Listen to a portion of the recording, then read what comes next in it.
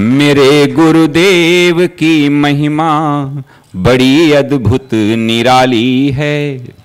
मेरे गुरुदेव की महिमा बड़ी अद्भुत निराली है भर जाती वो सब झोली जो जन्मों से ही खाली है भर जाती वो सब झोली जो जन्मों से ही खाली हैं। यहाँ तम की नहीं सत्ता, यहाँ हर दिन दिवाली है। यहाँ तम की नहीं सत्ता, यहाँ हर दिन दिवाली है। भराया लोक अंतर में, नजर में प्रेम लाली है। मेरे गुरुवर शिव त्रिपुरारी, जिनकी महिमा भारी नजर में छा गए हैं, के दिल में समा गए हैं। हो वैराग्यं शांति औदार्यं, वैराग्यं शांति औदार्यं इत्याद्या सत्त्वसंभवाः, इत्याद्या सत्त्वसंभवाः काम क्रोधौ लोभयत्नौ, काम क्रोधौ लोभयत्नौ इत्याद्या राजसोत्थिता, इत्याद्या राजसोत्थिता आलस्य भ्रांति तंद्राध्या, आलस्य भ्रांति तंद्राध्या विकारास्तमसोत्थिताः, विकारास्तमसोत्थिताः सात्विकै पुण्यनिष्पत्तिः, सात्विकै पुण्यनिष्पत्तिः पापोत्पत्तिश्च राजसैः, पापोत्पत्तिश्च राजसैः। सृष्टि की उत्पत्ति के प्रसंग में 5 महाभूत का निरूपण हुआ। परमात्मा की अचिंत्य शक्ति माया, उस माया के 3 गुण हैं, सत्वगुण, रजोगुण और तमोगुण। जब वह चेतन सत्वगुण को आधार बना करके व्यवहार करने लगता है तो सत्वगुण उपहित चेतन को ही पुराण में, अपने पुराण में नाम दिया भगवान विष्णु। और जब वही चेतन तत्व रजोगुण की उपाधि को धारण करके व्यवहार करने लगता है तब हम नाम देते हैं ब्रह्मा। क्योंकि रजोगुण की उपाधि है तो उनका काम है निर्माण का, उत्पत्ति का। कथा के माध्यम से समझाया गया। सत्वगुण की उपाधि है भगवान विष्णु की, इसलिए वो पालन का काम करते हैं। और तमो अंश की उपाधि बना करके जब व्यवहार करने लगते हैं तो उनका नाम दिया महेश, रुद्र। शिवत्व तो अलग चीज़ है, इसलिए हम कहते हैं ब्रह्मा, विष्णु, महेश। शिव नहीं कहते वहाँ पे। प्रकृति के जो 3 गुण हैं, सत्वगुण, रजगुण, तमोगुण, जब सृष्टि का निर्माण शुरू हुआ तो सत्वगुण के अंश से ज्ञानेंद्रियां और अंतःकरण बने, रजोगुण के अंश से कर्मेंद्रियां 5 प्राण बने, और प्रकृति के तमोगुण के अंश को, 5 महाभूत के तमोगुण के अंश को मिश्रण करके एक स्थूल 5 महाभूत बन गया। और इस प्रकार से जितना कुछ भी जगत है, ये सारी सृष्टि मुख्य रूप से इन्हीं 24 तत्वों से उत्पत्ति हो गई। 5 महाभूत आकाश, वायु, अग्नि, जल, पृथ्वी। 5 महाभूत के 5 विषय, शब्द, स्पर्श, रूप, रस, गंध, अभी सवेरे पढ़ा। 5 ज्ञान की इंद्रियां और 5 कर्म की इंद्रियां। कितने हो गए कुल? 20। 5 भूत, 5 उनके विषय, 5 ज्ञानेंद्रियां, 5 कर्मेंद्रियां, ये हो गए 20। दो चीज़ और बन गई, मन और बुद्धि। मन और बुद्धि, मन और बुद्धि को मिला करके अब हुए टोटल 22। और दो चीज़ और बने, व्यष्टि सूक्ष्म शरीर उपहित चेतन, याद होगा पहले पढ़ा था। व्यष्टि सूक्ष्म शरीर उपहित चेतन कौन? जीव। जीव अहंकार इतीयम में भिन्ना प्रकृति अष्टधा, जीव। और समष्टि सूक्ष्म शरीर उपहित चेतन हिरण्यगर्भ, उसको सांख्य दर्शन में कहीं महातत्व कह देंगे।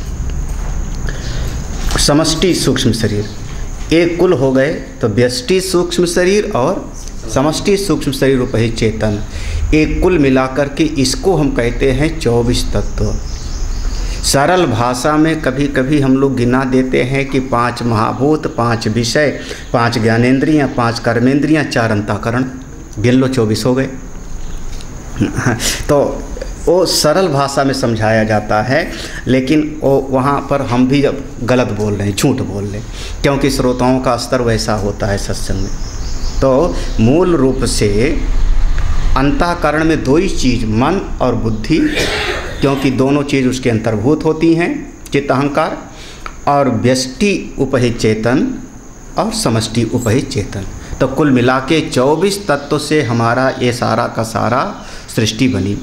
24 तत्वों में जो आधार है मूल रूप से 3 गुण का, चूँकि उसी से सब कुछ बना, तो 3 प्रकार की सृष्टि सब जगह हो गई। भोजन भी 3 प्रकार का है, यज्ञ भी 3 प्रकार का है, दान भी 3 प्रकार का है, श्रद्धा भी 3 प्रकार का है, यज्ञ भी 3 प्रकार का है। वो अगर इसको विस्तार में पढ़ना हो तो श्रीमद् भगवद गीता में श्रद्धा त्रय विभाग योग, हर चीज़ 3-3 प्रकार का हो जाता है, सब कुछ 3 प्रकार। अरे 3 प्रकार का सत्संग भी होता है, 3 प्रकार के शास्त्र भी होते हैं, 3 प्रकार का श्रवण भी होता है। लगातार ये विस्तार में वो उसका बढ़ता जाएगा। यहाँ पर कहते हैं अगला प्रसंग कि हम अपने हृदय को जब समझना चाहें, जिस हृदय में मन रहता है, मन इंद्रियों का सहारा ले करके संसार के विषयों का अनुभव करता है, विचार करता है गुण दोष का, तो ये जो हृदय में मन रहता है और विषयों का विचार करने लगता है, तो ये जितने भी हृदय के भीतर भाव पैदा होते हैं 3 प्रकार के हो जाते हैं। जीव के भीतर 3 प्रकार के भाव हो जाते हैं और उनके साथ तादात्म्य करके ततैव वो व्यवहार करने लगते हैं। उसके साथ तादात्म्यपन इतना हो जाता है कि ये जीव अपने आप को उसी के जैसे अनुभव करने लगता है, जबकि वो इंद्रिय और अंतःकरण के गुण हैं। ये सब अंतःकरण के गुण धर्म हैं, आपका स्वरूप नहीं है, लेकिन हमने नासमझी से, अविद्या से उसके साथ इतना मेरा लगाव हो गया, तादात्म्य हो गया कि उसके गुण को हम अपना समझने लगे। जैसे समझो, जिस समय हम विद्यालय में पढ़े, हमको एक डिग्री दे दिया विद्यालय वालों ने, तुम इंजीनियर हो गए। उसके बाद इंजीनियर हमारी बुद्धि का एक गुण है, वो हमारी शिक्षा है, हम नहीं हैं इंजीनियर। हाँ, जिस समय हम पुल बना रहे हैं उस समय इंजीनियर हैं, जिस समय हम लेबर को समझा रहे हैं उस समय इंजीनियर हैं, जिस समय हम घर में बच्चे के साथ खेल रहे हैं उस समय इंजीनियर थोड़े हैं। लेकिन आदमी अपने नाम के साथ हमेशा के लिए ये लगा लिया कि मैं डॉक्टर, मैं कब डॉक्टर बने आप? यहाँ आप कहो डॉक्टर, मैं डांटूंगा, यहाँ तो आप केवल साधक हो, श्रोता हो। हाँ, कब? जब मेरे सामने मरीज आया तो आप डॉक्टर हो। लेकिन मैं अपने नाम के साथ इतना जोड़ लिया, इतना उससे तादात्म्य हो गया, इतना तादात्म्य हो गया कि हम उसको अपने से अलग करके देख ही नहीं पाते। मैं डॉक्टर, मैं इंजीनियर, मैं वकील, मैं गृहस्थी, मैं संसारी, मैं ऐसा, मैं वैसा। इसको हम कहते हैं आसक्ति, तादात्म्यपन। इन गुणों को अपने से पृथक समझो। इन गुणों को जो प्रकृति के हैं, माया के 3 गुण हैं, सत्वगुण, रजोगुण और तम, उनसे जो जो वृत्तियां पैदा होती हैं उनसे अपनी आत्मा को अलग समझो। क्योंकि हमको समझाना क्या है, सदैव सौम्य इदम अग्रे आसीत। तो सत का सब में अन्वय है, और जिसका सत में अन्वय ना होवे, व्यतिरेक होवे, वो चीज़ मायामयी है। तो अगर आप क्रोधी हो तो 24 घंटे क्रोधी नहीं हो सकते, उसका व्यतिरेक हो गया ना। हाँ, अगर आपके भीतर लोभ है तो लोभ का सत नहीं है, अन्वय नहीं है हमेशा। 24 घंटे आप लोभी नहीं हो सकते, तो उसका क्या हुआ, दूसरे क्षण में व्यतिरेक हो गया। तो क्या हुआ, माया के गुण हैं, और माया के कौन से, रजोगुण के अंश से आया, इसलिए उससे मैं पृथक हूँ। ये समझना है। ये जो अगला प्रसंग आ रहा है, ये समझने का मतलब ये मत समझने लगो कि नहीं नहीं देखो देखो ये आदमी अगर उदार है तो बहुत बड़ा सात्विक है ना, ये हमको नहीं समझना, दूसरे का नहीं चेक करना। अगला जो प्रसंग बताया जा रहा है ये दूसरे को चेक करने के लिए नहीं है, ये अपने अंतःकरण को समझो कि मेरा अंतःकरण सत्वगुणी है कि रजोगुणी है कि तमोगुणी है, और इसको समझ के कि ये अंतःकरण का धर्म है, इसका व्यतिरेक है अपनी आत्मा में, सत्य में, इससे मैं पृथक हूँ, इससे मैं अलग हूँ। इसको समझना है, ये समझना है आपको। याद है शुरुआत में, इस प्रकरण के शुरुआत में कहा था ना, प्रयोजन क्या है, हाँ, सतैव सोम इदम, ये प्रयोजन है इस प्रसंग का। तो यहाँ गुण बताना प्रयोजन नहीं है, बल्कि ये बताना कि ये हमारे मन के भीतर इंद्रियों के सामर्थ्य से जब विषयों का अनुभव करेगा तो कभी ऐसा भाव आएगा, कभी ऐसा भाव आएगा, उसको विचार करो। सत्व गुणी है तो उसको बढ़ाओ, रजोगुणी तमोगुणी है तो उसको थोड़ा प्रयास से कम करो, लेकिन समझो कि इससे मैं पृथक, क्योंकि इसका व्यतिरेक है, ये हमेशा नहीं रहता। कैसे, देखो, वैराग्यम शांति औदार्यम इत्याद्या, जब कभी सत्व गुण बढ़ता है, कहाँ पर, सत्य में नहीं, आत्मा में नहीं, सत्व गुण बढ़ा किस में, मन में। मन में क्या कहा, इंद्रियों का मूल, इंद्रियों का राजा मन, मन है। तो वो मन के भीतर जब सत्वगुण बढ़ा, तो सत्वगुण बढ़ेगा तो क्या होगा, वैराग्यम, त्याग करने की इच्छा होगी। जहाँ पर अब इसको जैसे भी थोड़ा सा दिल उदार होगा ना, प्रेम होगा, तो आदमी को लगेगा चलो अपने बेटे के लिए कुछ कर दूँ, अपने बच्चे के लिए कुछ कर दूँ, वैराग्य तो हुआ। वैराग्य, वैराग्य का मतलब इतना कि सत्व गुण बढ़ेगा भीतर, तो भीतर त्यागने का मन होगा, छोड़ने का मन होगा। रजोगुण बढ़ेगा तो पकड़ने का मन होगा, उल्टा हो गया। वैराग्यम, शांति, शांति कहते हैं क्षमा करना। ठीक है, संसार का ऐसा स्वरूप है, संसार में ऐसे प्राणी जुगों जुगों से चले आ रहे हैं, कहाँ तक किसको करें। हाँ, अब कोई राक्षस सतयुग में नहीं थे क्या, पूरा का पूरा देवासुर संग्राम ही चलता रहता था, जब देखो तब देवताओं और असुरों में ही लड़ाई चलती रही। उस समय भी चलती थी, त्रेता में भी चलता रहता था, द्वापर में भी चलता रहता था, तो अब कलयुग में भी है तो कौन सी बड़ी बात है। और वहाँ भी पढ़े लिखे लोग होते हैं, ये मत समझना कि ना समझ, पागल थोड़े होते हैं, वहाँ एक से एक जीनियस लोग होते हैं और हाई टेक्नोलॉजी को जानने वाले होते हैं। अब अगर मान लो कोई आदमी जहाज़ उड़ा के और बिल्डिंग से लड़ा देता है तो क्या वो ना समझ है क्या। हाँ, पायलट की ट्रेनिंग करने में नानी याद आ जाती है, 25 लाख का खर्चा होता है एक बच्चे को पायलट बनाना चाहो तो, अपने बच्चे को पायलट बनाना चाहो तो 25 लाख का खर्चा, और 25 लाख के बाद में अगर आपका बेटे को पायलट का लाइसेंस मिल गया तो करीब तुरंत उसको जहाज़ नहीं मिल जाएगा, उसको को पायलट बनना पड़ेगा, उसको कहते हैं फर्स्ट ऑफिसर। तो अगर वो लड़ा दे रहा है तो पागल थोड़े है, वो ना समझ थोड़े है, ऐसा मत समझना, बुद्धि वाले हैं वहाँ पर। तो तब भी थे राक्षसी, अब भी हैं। कभी कोई ऐसा समय नहीं आएगा जब आप ये सोचो कि सृष्टि सब की सब सात्विक हो जाए ना, कभी संभव नहीं है। भूल मत करना। हमारा परिवार है, परिवार में 10 लोग हैं, आप सोचो कि 10 के 10 सात्विक हो जाएं, महाराज संभव नहीं है। भ्रम में मत रहो, भ्रम में मत रहो। कई बार जो है माँ बाप जो है भ्रम में रहते हैं, मैं भ्रम में नहीं रहता हूँ, बस यही समस्या है।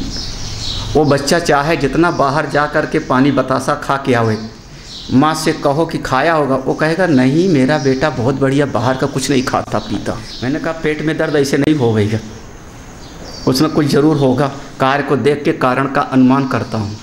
बोले नहीं मेरा बच्चा तो बिल्कुल नहीं खावेगा, तो अब बाहर जाओ और खाओ, फिर बाद में जो है तो अब रजो हम भ्रम में नहीं हैं, मैं कल्पना में ख्वाब में नहीं हूँ कि मेरे बच्चे बहुत अच्छे, अरे बिल्कुल सोने से गढ़े हुए। तुम लोग भ्रम में रहते हो इसलिए रोते हो, कल्पना दुख देती है, अपने मन का वहम दुख देता है, यथार्थ की धरती थोड़ी कठोर होती है।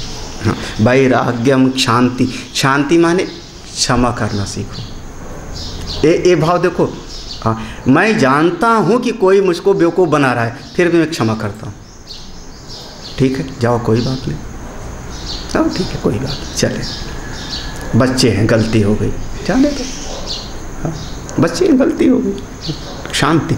तो अपने आप को भी क्षमा करो, दूसरे को भी क्षमा करो ना।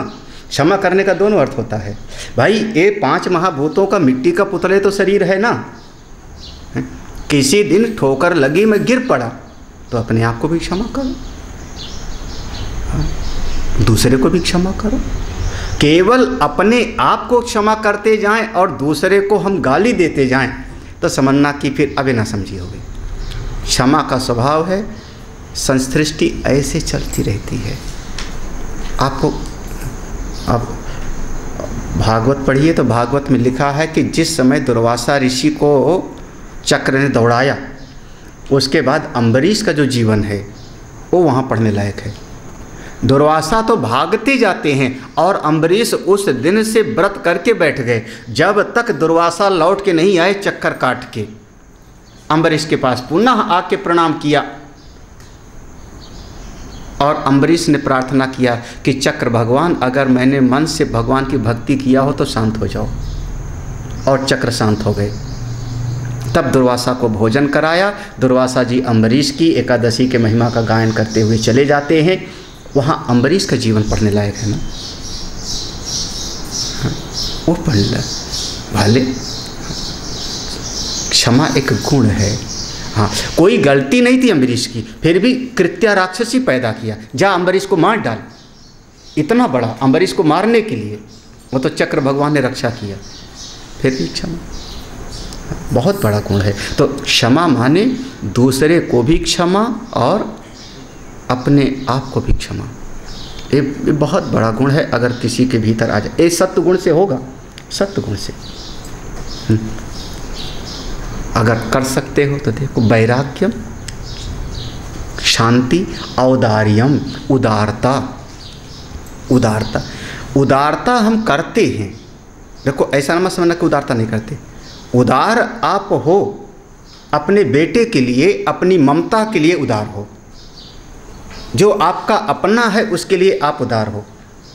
जरा सा हमारी अपनी ममता के दायरे से अगर बाहर हो जाता है तो वहाँ पर अगर हमने जरा सी भी उदारता किया अपनी ममता के दायरे से, हमारा बेटा बेटी भाई बहन इनके दायरे से बाहर अगर हुआ और उसके प्रति उदारता किया आपने, तो चित्त में एक भाव होता है मैंने दया किया, उदारता वहाँ गायब हो जाती है दया। वो तड़प रहा था, मैंने उस पर दया कर दी, अब देखो उदारता नहीं रही, वहाँ दया। जब आपके भीतर दया का भाव आया तो उस दया से अभिमान आ गया, और दया से अभिमान आकर के भीतर भाव आता है अब ये मेरा एहसानमंद रहे, मेरा एहसानमंद रहे। 10 बार आप उसको सुनाओगे, 15 बार आप उसको सुनाओगे, तेरे लिए मैंने ऐसा किया, तेरे लिए मैंने ऐसा किया, और परिणाम स्वरूप एक दिन वो एहसान मानना भूल करके और आपका प्रबल दुश्मन हो जाएगा। वो सिद्धांत कितना जीवन के सत्गुणी जीवन को ले आओ कि नेकी कर और दरिया में डाल। दायां हाथ करे तो बाएं को भी पता ना लगे। एक बार भी बताओ पूरे रामचरितमानस में, पूरे भागवत में भगवान ने कभी कहा हो विभीषण के लिए तुमको मैंने ऐसा किया? सुग्रीव के लिए कहा हो तुम्हारे लिए मैंने कलंक लेकर के तुमको राजा बनाया? बनाया, बिल्कुल किंग मेकर हैं भगवान, राजा बनाए, लांछन सह करके पेड़ के पीछे मारा, लेकिन एक बार भी कभी कहा साधक अगर आप हो, अगर आप साधक हो तो आप किसी को आप एक कंबल दे दो, एक वस्त्र दे दो, कुछ धन आदि दे दो, तो आप एहसान मत बताना कि तेरे लिए मैंने ऐसा किया। आप यहाँ पर अपने आप को मान लो साधन। अगर बताना शुरू कर दिया तो फिर अब वो आपका उदारता नहीं, अब वो दया में आ जाएगी। दया के साथ में अहम वृत्ति आ जाएगी, आगे आएगा अहम वृत्ति का, अहम कर्ता इति। और साथ ही साथ में आपका वो सब किया धरा एक दिन सब मिट्टी हो जाएगा, बराबर हो जाएगा। कोशिश करो अपने चित्त को वैराग्यम, शांति, औदार्यम इत्यादि माने ये सारे गुण सात्विक हैं, मान लो। और सारे गुण, कृपा है, करुणा है, प्रेम है, सब का सब ले आओ। सत्व संभवा, सत्व गुण से संभव हुआ, पैदा हुआ। जब मन सत्वगुणी होगा आपका तो आपके भीतर त्याग की भावना, प्रेम की भावना, उदारता, करुणा, ये सब आवेगा। अच्छा, जब रजोगुण बढ़ेगा तो काम, क्रोध, लोभ, यत्नो लोभ यत्नो द्विवचन है। कामना बढ़ेगी, क्रोध बढ़ेगा, लोभ बढ़ेगा, यत्नो परिश्रम बढ़ेगा। रजोगुण से खूब परिश्रम जोगे। इत्यादि राजसोत्य था। रजोगुण बढ़ेगा तो आपके भीतर ये सब वृत्तियाँ बढ़ जाएंगी।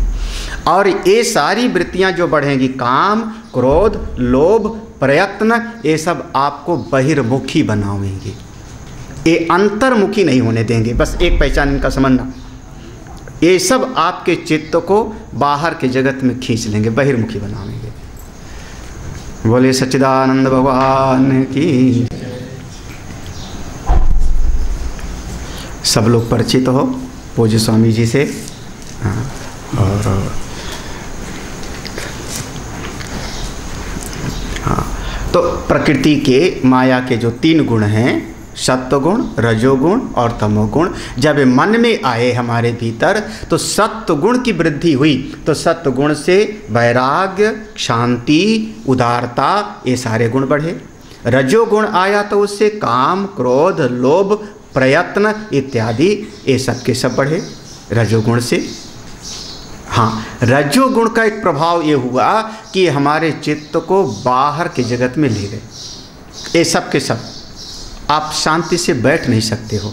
सत्व गुण से एक प्रभाव है कि थोड़ा सा आप अंतर्मुखी हो सकते हो। थोड़ा वैराग्य होगा, त्याग के बाद भीतर शांति लगी, अच्छा लगा। सत्व गुण से अंतर्मुखता की तरफ बढ़ने में सहायकता मिलती है और रजो गुण से बहिर्जगत की तरफ आप बढ़ जाओगे। यही कारण है कि जो बहुत ज़्यादा मेहनती होते हैं उनको आप कह दो कि सत्वगुणी बन जाओ, बैठ के सत्संग सुनो। रजोगुण का स्वभाव है कि वो चैन से बैठेगा नहीं, उसको बहिर्मुखिता में अच्छा लगता है, बाहर की तरफ दौड़े। सेवा करवा लो, भाग दौड़ करवा लो, आश्रम का काम बता दो, मैं यहाँ से रानीपुर मोड़ तक जाके कराऊंगा, लेकिन बैठ के सत्संग सुनो, अच्छा नहीं। रजोगुणी जीव बहिर्मुखी होता है, सत्वगुणी अंतर्मुखी होता है। और चूँकि साधना में अंतर्मुखता सहायक है, इसलिए हम कहते हैं सत्वगुण को धीरे धीरे बढ़ाते रहो, रजोगुण को थोड़ा कम करते हो। और तीसरा बढ़ गया, अगर तमोगुण बढ़ गया तो आलस्य, भ्रांति, तंद्राद्या। ये देखो तमोगुण का आलस्य, भ्रांति, आलस्य समझते हो आप लोग सब। उस समय अगर आप बैठे हो सत्वगुणी में पाठ में सवेरे 5 बजे, तो आप आलस्य आया, जम्हाई आई, वो है तमोगुण का प्रभाव। आलस्य, भ्रांति माने चित्त का विक्षेपना हो जाना। भ्रांति कहते हैं विचलित हो जाना, ये सही कि वो सही, ये गलत कि वो गलत, ये करूं कि वो करूं। ऐसा पागलपन चित्त में आ जावे कि अपने उचित और अनुचित, हित और अनुहित न सुझाई पड़े, हम उसको कहते हैं भ्रांत माने दिग्भ्रमित। पीत्वा मोहमयी मदिरा तंद्राद्या, तंद्रा। अब देखो आलस्य और तंद्रा में फर्क है। आलस्य और तंद्रा, तंद्रा निद्रा, आलस्य प्रमाद, ये सारे शब्द के अर्थ बिल्कुल अलग अलग होते हैं कि नहीं है। निद्रा जब गहरी नींद में चले गए, तंद्रा नींद में गए नहीं हो और जगे भी नहीं हो। ना तो पूरी तरह से होश में हो, ना तो जगे हो, और ना ही पूरी तरह से सोए हो। क्या कहें उसको हम कहेंगे तमस छाया हो, तंद्रा, तमस छाया हुआ है। ये किसमें? द्रा, इंद्रियों में। इंद्रियों में तमोगुण छाया हुआ है, लेकिन अभी पूरी तरह से सोए नहीं हो, तो उसको हम कहते हैं तंद्रा। तंद्रा, निद्रा, आलस्य, प्रमाद, ये सब तमोगुण से। विकारा तामसो तिथा। अगली नीचे की लाइन देखना बड़े ध्यान से। सात्विकई पुण्य निष्पत्ति। अगर आपने सात्विक मन को बनाया, अपने मन को सत्गुणी बनाया, तो पुण्य निष्पत्ति, इसका परिणाम आपके जीवन में पुण्य का सृजन होगा, पुण्य की प्राप्ति होगी, और पुण्य आपके चित्त को सुख देगा। पुण्य का फल सुख है। हाँ? पापोत्पत्तिश्च राजसी। रजोगुण करोगे तो रजोगुण से चित्त में पाप होगा। अब दोनों का बिल्कुल सिद्धांत समझो। पुण्य का फल सुख है और पाप का फल दुख। ये महाभारत का मूल सिद्धांत है। महाभारत का मूल सिद्धांत समझना, जड़ का सिद्धांत है ये। किसी क्रिया से हम नहीं पहचान पाते हैं। कल भी मैंने कहा था, किसी क्रिया से पेट का चीर देना पाप है कि पुण्य है, ये भाव पर निर्भर होगा। क्योंकि जब वैद्य चीर देगा तो पुण्य है, और जब एक पड़ोसी चीर देगा चाकू से तो पाप होगा। गोली मार देना, फौजी आदमी गोली मार देवे, लेकिन वार के समय पे गोली मार देवे तो पुण्य है, हम उसको परमवीर चक्र देंगे। और वार ना हो रहा हो और वही गन लेके मोहल्ले में मार देवे किसी को, तो वही फौजी आदमी, सेम आदमी, तो पाप होगा। तो कोई क्रिया प्रधान नहीं है। इसीलिए हम लोग कहते हैं भावाद्वैतम सदा कुर्यात्। ना तो क्रिया में अद्वैत नहीं होता, हमारी दृष्टि भाव पर होती। भाव में क्या है? अगर भाव में आपका रजोगुण बैठ गया तो आपके चित्त में पाप पैदा होगा। तो पाप और पुण्य दोनों का पहचान है सुख और दुख। ये पूरा महाभारत का मूल सूत्र यहाँ पर जाता है। अगर कोई आदमी पाप करता है तो उसका चित्त दुखी होगा। महल में रहते हुए भी, दुर्योधन महल में रहते थे, युधिष्ठिर जंगल जंगल भटकते थे। हाँ? युधिष्ठिर भिक्षा मांग के खा रहे हैं, क्षत्रिय ब्राह्मण का रूप बना करके, और दुर्योधन, उसके हाथ में लक्ष्मी का वास माना गया था, पूरा धन संपत्ति के बीच में। जिस तरफ भगवान है, धर्म है, उस तरफ 7 क्षौणी, उसकी तरफ 11 क्षौणी, लेकिन चित्त विक्षिप्त है, चित्त दुखी है। वो है पाप का फल। पाप का फल चित्त का विक्षेप है, दुख है। पुण्यम फलम इच्छन्ति पुण्यम नेच्छन्ति, पापम फलम नेच्छन्ति पापम कुर्वन्ति यत्नतः। पाप का फल तो इसलिए मैं इसको अपने जीवन में बिठाने का, अभी चूंकि आप लोग वहाँ लखनऊ का सत्संग नहीं है, आप लोग कम से कम आश्रम में बैठ के पढ़ रहे हो, तो चित्त में बिठाओ इस बात को। अगर हमारे चित्त में दुख हो रहा है, इसका मतलब मेरे व्यवहार में कहीं ना कहीं कोई पाप हो गया, मेरे व्यवहार में, क्योंकि पाप का फल है दुख। हाँ। और अगर मेरा चित्त प्रशांत है, प्रशांत आत्मा विगत भी, प्रशांत है, सुखी है, तो भले आपको भोजन ना मिले एक दिन, भले 4 आदमी ने आपको गाली दिया, चित्त आपका शांत है तो पक्का समझना कि आपने कोई न कोई पुण्य किया है। 4 आदमी ने गाली दिया और आपका चित्त शांत है, बिल्कुल सुखी है, इसका मतलब आपने क्षमा वाला गुण अपनाया होगा, क्योंकि सत्व गुण का परिणाम है हाँ, वैराग्य, क्षमा, उदारता, और उससे होगा पुण्य, पुण्य का फल हुआ सुख। कोई न कोई चित्त को समझो। हम अगर मीटर आपको रखना हो पहचान, तो हमारा अपना ये मन ही है और कुछ नहीं। अपने मन को देखो। तब कहते हर पद में लिखा ना, कहत कबीर सुनो भाई साधो, साधु नहीं साधो, उसके बहुत सारे अर्थ किया है विलासदास महाराज। साधो का अर्थ एक नहीं है। साधो माने ये नहीं कि हे साधु सुनो, ये नहीं मतलब है। साधु को नहीं कह रहे अपने मन को साधो। कहत कबीर सुनो, कहत कबीर सुनो, कामा लगाओ। कबीर साहब कहते हैं सुनो, भाई साधो, हे भैया अपने मन को साधो। ये अभिलाष दास महाराज का जो है उनका कहा, कबीर सुनो, जैसे भगवान ने कहा सावधान सुनो, धारू मन माही, तो कह रहे हैं सुनो, क्या सुनो? भाई साधो, प्यार की भाषा में, बनारस की भाषा में, अपने मन को साधो, साध लो, बढ़िया हो जाए। तो अगर आपका देखो सत्वगुण का प्रभाव होगा तो ऐसा, तमोगुण रजोगुण का होगा तो ऐसा। तो सत्वगुण से निष्पत्ति हुई किसकी? सात्विक ही पुण्य निष्पत्ति, पुण्य मिला, और पाप उत्पत्तिश्च, पाप से रजोगुण से पाप। अच्छा, तो जो तमोगुण था, तंद्रा, निद्रा, आलस्य, प्रमाद, तो हाँ, तमोगुण से क्या होगा? अगला श्लोक पढ़ते हैं। तामसैर्नो भयं किंतु,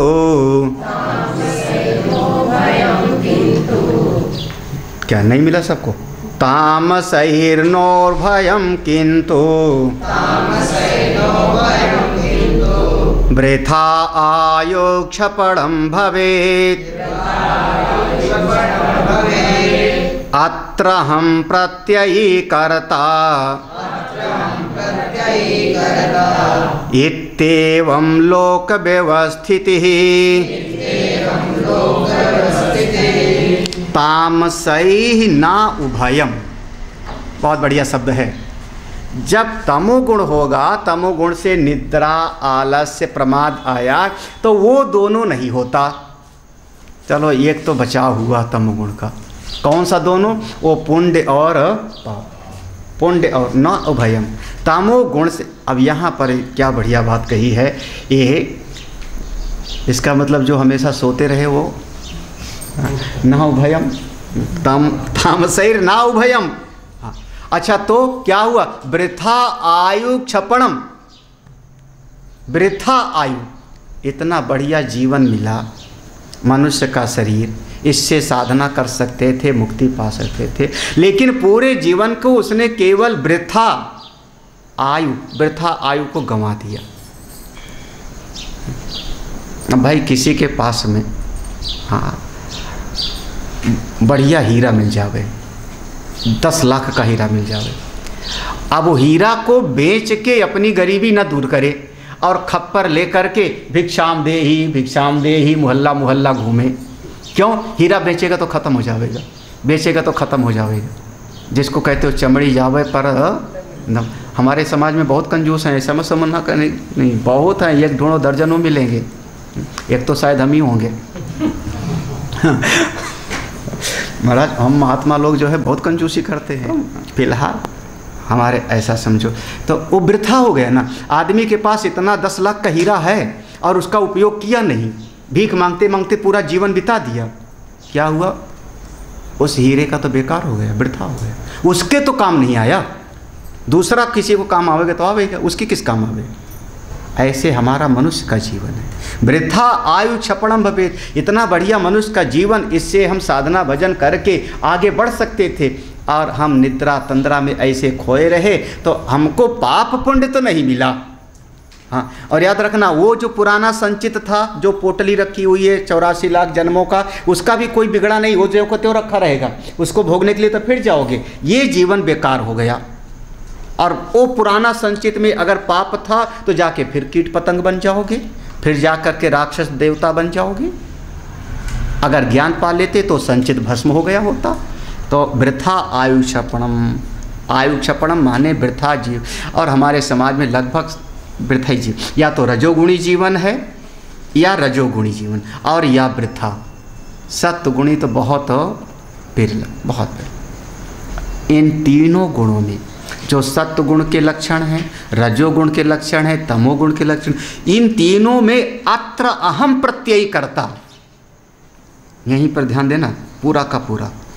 अत्र अहम प्रत्यय, सत्वगुण आया, जरा सा सत्वगुण आया तो आया कहाँ? मन में। हमने कहा क्या? मैं बहुत अच्छा हूँ, देखो देखो कितना मैं त्यागी हूँ, मैं त्यागी हूँ। वैराग्य है ना कि मैं क्षमा करने वाला हूँ, मैं क्षमा कर, मैं कितना उदार हूँ, कौन उदार है? मन है ना। सत्व गुण आया, वो था गुण का, वो है प्रकृति का अंश, और आपने अत्र अहम प्रत्यय, अहम जोड़ लिया, मैं उदार हूं, मैं कितना दयावान, मैं कितना कृपा। अरे आप कहाँ?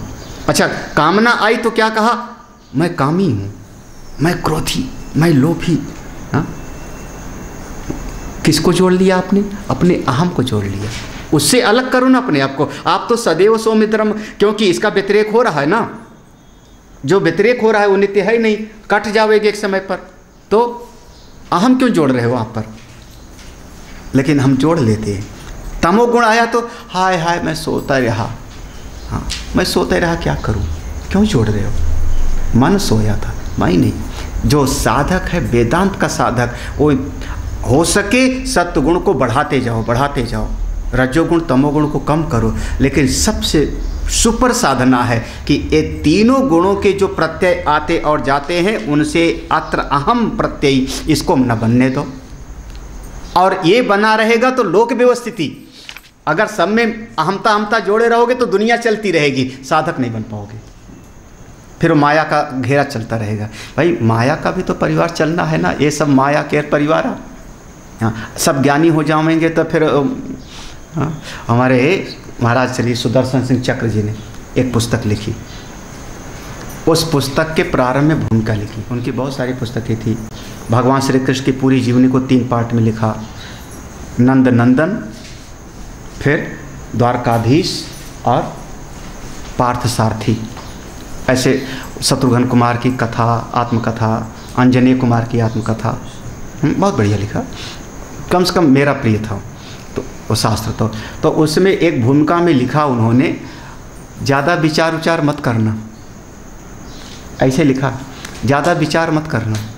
ज़्यादा विचार करोगे तो ये ब्रह्मा बाबा की सृष्टि ही गायब हो जाएगी। तो फिर आप यही नहीं, ज़्यादा विचार करोगे तो ब्रह्मा बाबा की सृष्टि गायब हो जाएगी। क्योंकि विवेकम ना सहते, जब रोशनी रखोगे तो अंधकार कहीं दिखाई नहीं पड़े। विचार करोगे तो माया और माया का सारा परिवार गायब हो जाएगा। तो सबसे बढ़िया तो जो जाते हैं जाने दो। सृष्टि ऐसे चलेगी, लोक व्यवस्थिति, दुनिया ऐसे चलेगा, मैं नहीं चलूँगा। क्या है वो? महाराज श्री सुनाएंगे। हाँ, लीक लीक गाड़ी चले, लीकें चले कपूत। कपूते तो है शायद। लीक लीक गाड़ी चले, लीकें चले कपूत। लीक छोड़ जो चले, सायर सिंह सपूत। कोई बिरला होता है जो नया रास्ता बनाता है। लोक व्यवस्थिति इति एवं लोक व्यवस्थिति, ये लोक व्यवहार ऐसे चलता रहेगा। आप इससे किनारे हो जाओ, अलग हो जाओ, तटस्थ हो जाओ। कैसे? अरे स्पष्ट देखो ना, अनुभव करो, बिल्कुल साफ साफ अनुभव करो। ये जितने 5 विषय हैं जिस पे आपका चित्त जा रहा है, ये सब भौतिक हैं कि नहीं, दुनिया वाले हैं कि नहीं, बिल्कुल साफ साफ अनुभव आता है। जब ये है भौतिक तो भीतर वाला भी तो सब भौतिक ही है। इस बात को देखो आगे समझाते हैं, लेकिन अब मेरा मन आज नहीं समझाने का है। सभी इस